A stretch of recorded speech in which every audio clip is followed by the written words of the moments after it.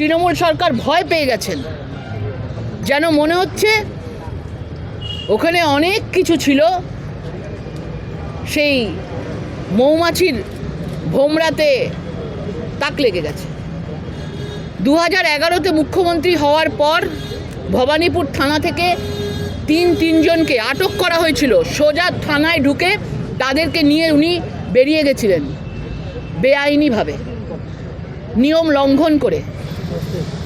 তারপরে আমরা রাজীব কুমারের সময় দেখেছি, সবাই দেখেছেন, সাক্ষী ছিলেন, যে ওই শীতের ঠান্ডায় ফেব্রুয়ারি মাসে সেখানে রেড করতে যাওয়া হয়েছিল, সেখানে অভিযান চালানো হয়েছিল। তার আগে উনি গিয়ে ধর্নায় দিতে বসে গেছিলেন।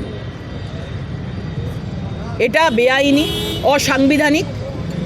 এবং তারপরে ক্রমশ দেখছি এবার আর বাইরে ধর্না দেননি, এবারে সরাসরি চলে গিয়ে ফাইল তুলে নিয়ে হার্ড ডিস্ক তুলে নিয়ে চলে আসছেন।